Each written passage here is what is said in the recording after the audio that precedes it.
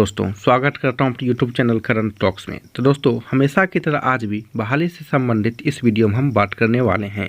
तो आज की वीडियो में भी हम बिहार से संबंधित बहाली के बारे में बात करेंगे। तो दोस्तों बिहार के शिक्षा मंत्री की तरफ से एक बहुत बड़ा अपडेट आया हुआ है, तो उसी अपडेट के साथ हम वीडियो में कंटिन्यू बने रहेंगे। आज के इस वीडियो में जैसा कि आप स्क्रीन पर देख रहे हैं, बिहार शिक्षक बहाली 2022, तो जो भी अपडेट आया हुआ है इस संबंधित, तो इसी बारे में हम बात करने वाले हैं। तो जैसा कि आप देख रहे होंगे कि 1 लाख शिक्षक की लगभग बहाली होने वाला है।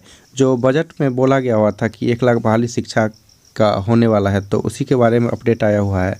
और उसके बाद बहाली की प्रक्रिया क्या रहने वाला है, तो उस बारे में हम वीडियो के आगे में बात करने वाले हैं।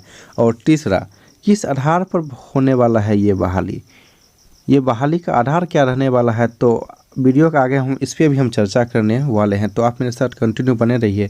और जो भी इच्छुक अभ्यर्थी है तो इस वीडियो को आप ज़रूर देखिएगा, क्योंकि ये वीडियो आपके लिए बहुत ही ज़्यादा इम्पोर्टेंट रहने वाला है। दोस्तों यदि पहली बार मेरे चैनल पर आप आए हैं तो मेरे चैनल को सब्सक्राइब जरूर कर लीजिए और मेरे इस वीडियो को लाइक भी ज़रूर कर लीजिए, क्योंकि आपका एक लाइक से मुझे बहुत ही ज़्यादा मोटिवेट करेगा आगे की वीडियो बनाने में। तो दोस्तों आइए वीडियो को हम शुरू करते हैं और कंटिन्यू हम इस चर्चा पर हम बने रहते हैं। दोस्तों हमारे पास हिंदुस्तान पेपर का एक कटिंग है, तो इसी को पढ़ के मैं आपको विश्लेषण करूंगा, जिससे कि आपको बहुत ही अच्छी तरह से समझ आ सके। और मैं जितनी भी जानकारी है इसी से मैं आपको वो प्रोवाइड करवाऊंगा। तो दोस्तों आप मेरे साथ बिल्कुल ही कंटिन्यू बने रहिए। और आइए हम इस पेपर को पढ़ के और आपको विश्लेषण करके मैं आपको सारी चीज़ें एक एक करके मैं आपको अच्छे तरीके से आपको मैं बताने जा रहा हूँ। तो दोस्तों जैसा कि आप ऊपर का हेडलाइन यहाँ पे देख रहे होंगे, लिखा हुआ है 1 लाख शिक्षकों की बहाली अगले चरण में। यानी कि 1 लाख शिक्षकों की बहाली अगले चरण में, जो मैंने आपको शुरू में बता चुका हूँ। और आइए अब इस चीज़ को हम पढ़ते हैं और आगे कंटिन्यू करते हैं। तो लिखा हुआ है, सूबे के शिक्षा मंत्री विजय कुमार चौधरी ने कहा कि 1 महीने में राज्य में 41,000 शिक्षकों की बहाली हुई है। यानी कि अब तक जो है 41,000 शिक्षकों का बहाली हो चुका है। और आगे निकट भविष्य में 50,000 और शिक्षकों की बहाली होगी। यानी कि 50,000 अभी शिक्षकों की बहाली और भी ज़्यादा होना है। उसके बाद 40,000 से अधिक प्रधान शिक्षक और हाई स्कूल के लिए 6412 हेड मास्टर की बहाली होगी। यानी कि हाई स्कूल के लिए कितना होना है, 6412। ये किसके लिए होना है, ये आपको हाई स्कूल के लिए होना है। और आगे कंटिन्यू करते हैं। तो दोस्तों साथ ही 3500 पदों पर शारीरिक शिक्षा सह स्वास्थ्य अनुदेशकों की नियुक्ति की जाएगी। यानी कि स्वास्थ्य हेल्थ से संबंधित लगभग में 3500 पदों पर होना है। यानी कि 3500 पदों पर क्या होना, शारीरिक शिक्षा संबंधित जो टीचर होंगे उनका बहाली होना है। और आगे अब कंटिन्यू करते हैं फिर से। तो मंत्री ने कहा कि यह अंतिम नियुक्ति नहीं है, राज्य में शिक्षक की नियुक्ति प्रक्रिया चल रही है और वह लगातार आगे भी जारी रहेगी। यानी कि जो अभी जो 1 लाख वैकेंसी आ रहा है उसके बाद भी आगे आने की उम्मीद है। और आगे गुरुवार को विधानसभा में शिक्षा विभाग का बजट पेश करते हुए मंत्री ने कहा कि टीईटी और एसटीईटी एक पात्रता परीक्षा है। यानी कि इसका जो एग्ज़ाम जो होता है वो टीईटी के माध्यम से होता है और एसटीईटी, तो इसका जो पात्रता जो परीक्षा जो होता है वो टीईटी और एसटीईटी के माध्यम से होता है, वो आप लोगों को पता ही होगा।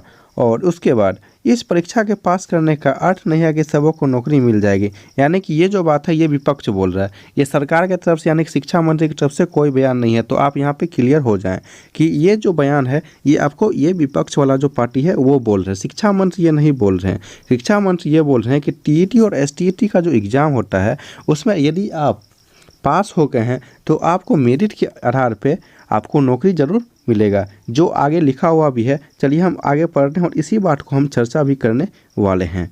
तो विपक्ष इस मसले पर अभ्यर्थियों को गुमराह कर रहा है। जैसे कि मैंने आपको बताया कि विपक्ष बोल रहा है, सरकार इस बारे में कुछ भी नहीं बोल रहा है।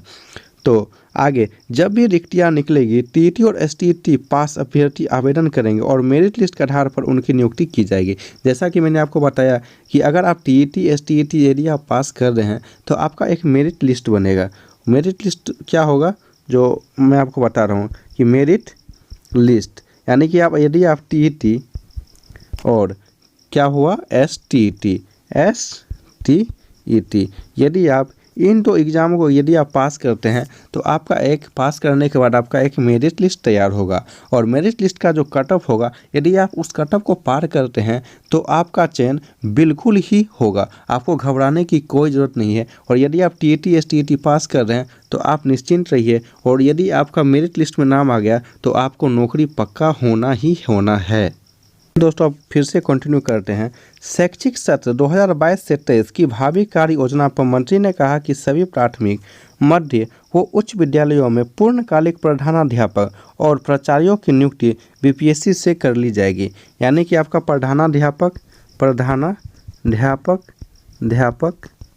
और प्राचार्य, और क्या होगा, प्राचार्य, इन दो पोस्ट जो हैं, ये जो दोनों पोस्ट है आपको, इन दोनों पोस्ट की जो एग्ज़ाम जो होगा वो कौन कंडक्ट करवाएगा, बीपीएससी।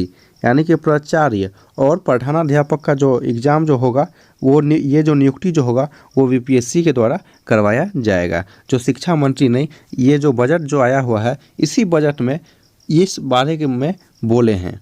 इस पेपर को पढ़ने के बाद हमें लगभग में 3 चीज़ों का समझ में आ गया, और समझना भी है आपको कि मैंने आपको बताया कि 1 लाख तो बहाली होना ही है, और किन किन पदों पर होना ये भी मैंने आपको बताया। और बहाली की प्रक्रिया क्या था, यानी कि बहाली के लिए आपको यहाँ पे टीटी और क्या निकालना होगा, आपको एसटीटी। यानी कि ये जो दोनों एग्ज़ाम है, ये दोनों एग्ज़ाम आपको क्लियर करना होगा। और यदि आप ये दोनों एग्ज़ाम, ये जो पात्रता परीक्षा है, यदि आप इन दोनों एग्ज़ाम को यदि आप पास कर लेते हैं तो आपका एक मेरिट लिस्ट बनेगा, और मेरिट लिस्ट बनने के बाद आपकी नियुक्ति बहुत ही ज़्यादा जल्दी होने वाला है। और उसके बाद किस आधार पर होने वाला है ये भी मैंने आपको बता दिया। और सबसे अहम चीज़ यहाँ पे ये है कि अगला जो एग्ज़ाम जो प्रधानाध्यापक और प्राचार्य का जो नियुक्ति जो होने वाला है, ये कौन करवाएगा, आपका बीपीएससी। यानी कि 3 चीज़ों का यहाँ शिक्षा विभाग, लगभग शिक्षा मंत्री ने इस चीज़ों का जानकारी यहाँ पे दिया है, जो मैंने आपको इस वीडियो में आपको बताया। तो आपको इन चीज़ों से बहुत ही ज़्यादा क्लियरिटी मिल गया होगा। तो उम्मीद करता हूँ कि आपको ये वीडियो ज़रूर अच्छा लगा होगा और इन चीज़ों को आपको ज़रूर समझ आया होगा। तो यदि आप मेरे चैनल पे नए आए हैं तो मेरे चैनल को सब्सक्राइब जरूर कर लीजिए, और मेरे वीडियो को भी लाइक कर दीजिए, क्योंकि मैं आपको यहाँ पे रोज़ अहम जानकारियाँ लेके आपके पास रखता हूँ। और चलिए दोस्तों, अब मिलते हैं अब अगले वीडियो में कुछ अलग जानकारियों के साथ। तब तक के लिए जय हिंद।